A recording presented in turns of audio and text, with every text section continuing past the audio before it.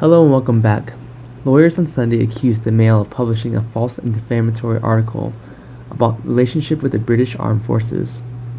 Prince Harry issued a legal warning to the same newspaper whose parent company, Meghan Markle, is currently suing, telling the Mail on Sunday that this recent report on the split with the British Marines is false and defamatory.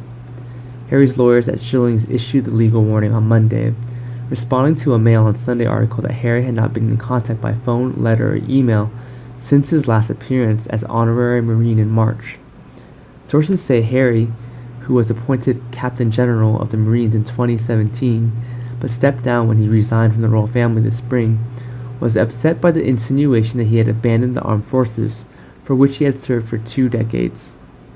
He might have been made to give up his titles, but he did not give up the army.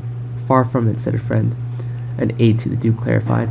To say that he has not been in contact with the Marines is not the case.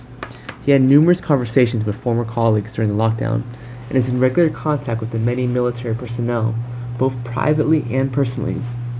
Harry inherited the role of captain of the Queen's Marines in 2017, succeeding Prince Philip, who held the post for 64 years. It has been suggested that Harry's aunt, Prince Anne, could replace him as the Marine captain. Being stripped of his military titles is something friends say was especially painful for the prince, who forged close ties with the military and launched the Invictus Games to help the injured military personnel.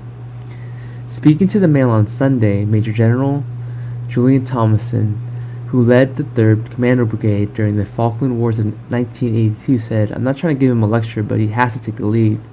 Work seriously and not just say, well, I'm still the Captain General and I'm going to live in Los Angeles and never visit the UK. It's wrong. You can't do this."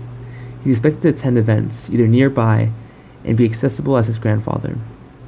The Mail on Sunday also suggested that Henry snubbed Lord Dannatt, a former chief of the General Staff, who wrote to the prince for more support from the British military community, but never received a response.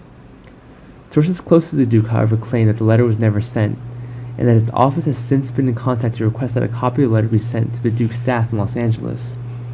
Harry's legal warning to the Mail on Sunday comes as Meghan is in the midst of her own lawsuit against the publisher of the Associated Newspapers, which she is suing for copyright infringement after posting a private letter she has written to his father, Thomas Markle. Meghan's lawyers will be back in court later this week ahead of a high court trial due in January.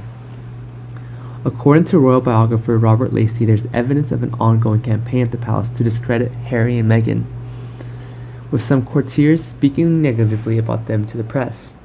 This made a reconciliation between Harry and Prince William even less likely.